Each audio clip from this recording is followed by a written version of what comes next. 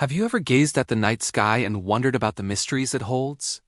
Tonight we're embarking on a journey that transcends time and space, a story of faith, wonder, and divine connection.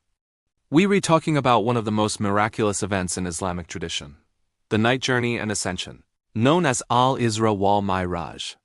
These images serve illustrative purposes only and are not genuine portrayals of the prophets or Prophet Muhammad, peace be upon him.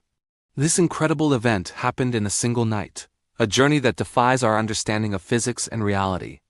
It all began in Mecca during a period of intense hardship for the Prophet Muhammad, peace be upon him. He had lost his beloved wife Khadijah and his protective uncle Abu Talib. This time was known as the Year of Sorrow. It was in this moment of profound grief that God gifted him with a journey to strengthen his heart and reaffirm his mission. The first part of this journey is Al-Isra, the night journey. As the Prophet was resting near the Kaaba, the Archangel Gabriel, or Jibril, appeared. With him was a magnificent creature, white and larger than a donkey but smaller than a mule, called Al-Buraq. Its name comes from the Arabic word for lightning, and for good reason. With every stride, it could reach the farthest point of its sight. Imagine this incredible scene. The Prophet mounted Al-Buraq, and in an instant, they were transported from Mecca to Jerusalem. This wasn't a journey of days or weeks, but a miraculous flight through the night. Their destination was the Al-Aqsa Mosque, a site held sacred by prophets before him, including Abraham, Moses, and Jesus, peace be upon them all.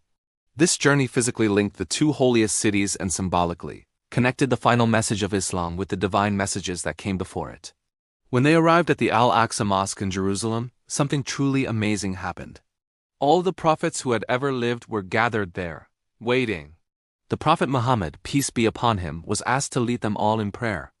Think about the significance of that. It was a powerful statement, signifying his role as the final messenger, sealing the line of prophethood and uniting all the divine messages under the banner of monotheism, the worship of one God. This act established him as the leader of all prophets, confirming the continuity and unity of God's guidance to humanity. But the journey wasn't over. In fact, the most astonishing part was yet to come. This is where Al-Isra ends and the Mi'raj, the ascension, begins. From the very rock where the dome of the rock now stands, the Prophet and Gabriel began their ascent into the heavens. This wasn't a physical flight like with Al-Buraq. This was a spiritual ladder, a pathway through the celestial realms, a journey into the divine presence. As they ascended, they passed through 7 heavens. At the gate of each heaven, Gabriel would seek permission to enter, and they would be welcomed. In each heaven, the Prophet Muhammad met and conversed with different prophets who had come before him. These images serve illustrative purposes only and are not genuine portrayals of the prophets or Prophet Muhammad, peace be upon him. In the first heaven, he met Adam, the father of all humanity. Imagine that meeting, the first prophet and the last. In the second heaven, he met Jesus and John the Baptist, who are cousins. In the third, he met Joseph, known for his incredible beauty. In the fourth, he met Enoch, or Idris. In the fifth, he met Aaron, the brother of Moses, and in the sixth heaven, he met Moses himself. The encounter with Moses is particularly significant. When the Prophet Muhammad passed by, Moses wept. When asked why, he said it was because a young man sent after him would have more followers enter paradise than his own. It wasn't envy, but a profound recognition of the success of the final message. This interaction would become crucial later on. Finally, in the seventh heaven, the Prophet met Abraham, who was resting against Al-Bayt al-Mur, the frequented house. This is a sacred house in the heavens, directly above the Kaaba on earth. Every day, 70,000 angels enter it to worship, and they never return. Abraham, the patriarch of monotheism, greeted him and gave him a valuable piece of advice for his followers. Paradise has fertile soil and sweet water, and its plants are words of praise to God. After this incredible series of encounters, the Prophet was taken to a place no creation had ever been before. Gabriel stopped and said he could go no further. If I were to take one more step, he said, I would be burned.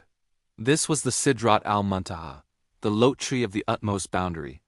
It's described as a magnificent tree whose beauty is beyond description, marking the end of the created universe and the beginning of a realm beyond our comprehension. It was here, at the pinnacle of existence, that the Prophet Muhammad came into the divine presence of God. The details of this direct communication are a sacred mystery, a conversation that transcends human language. These images serve illustrative purposes only and are not genuine portrayals of the prophets or Prophet Muhammad, peace be upon him. But we know what was gifted during this ultimate encounter: the 5 daily prayers, the Salah. Initially, the command was for 50 prayers a day. On his descent, the Prophet once again met Moses, who, with his wisdom and experience leading his people, asked what God had commanded. Upon hearing about the 50 prayers, Moses urged him to go back and ask for a reduction. "Your people will not be able to bear it," he advised. "I have experience with people before you," so the Prophet went back and the number was reduced. This happened several times, with Moses repeatedly sending him back to ask for a lighter burden until the number of prayers was finally reduced to 5. God then declared, "They are 5, but they are rewarded as 50. My word does not change." This beautiful exchange shows the mercy of God and the wisdom of the prophets. The 5 daily prayers are not just a ritual. They are a direct gift from God, a spiritual ascension, a Mi'raj, that every Muslim can experience 5 times a day. After receiving this profound gift, the Prophet descended back to Jerusalem, and then, on the back of Al-Buraq, returned to Mecca. The entire journey from Mecca to Jerusalem, through the 7 heavens, into the divine presence, and back again had taken place in just a fraction of a single night. When he awoke, his bed was still warm. When he told the people of Mecca what had happened, he was met with disbelief and ridicule. It was an impossible story. How could someone travel to Jerusalem and back in one night, let alone ascend to the heavens? They mocked him and challenged him for proof. So he described Jerusalem in vivid detail, mentioning a caravan he had passed on the way, details he couldn't have known without being there. Later, when that caravan arrived, its description matched his perfectly, validating his journey. But the ultimate test of faith fell upon his closest companion, Abu Bakr. When the disbelievers rushed to tell him the outrageous story, hoping he would finally abandon the Prophet, his response was immediate and unwavering. He simply asked, "Did he really say that?" When they said yes, Abu Bakr replied, "If he said it, then it is true." From that day on, he was given the title As-Siddiq, the truthful one, for his absolute faith. The story of the night journey and ascension is not just a miracle. It's a message of hope, resilience, and divine love. It came at the Prophet's lowest point to remind him, and all of us, that after hardship comes ease. It shows that our connection to God is not limited by physical reality. The 5 daily prayers are our personal Mi'raj, our daily opportunity to ascend and communicate with our Creator. This journey solidified the Prophet's status, connected all divine revelations, and gifted humanity with its most direct form of worship. It is a story that invites us to look beyond the material world and believe in the possibility of the impossible.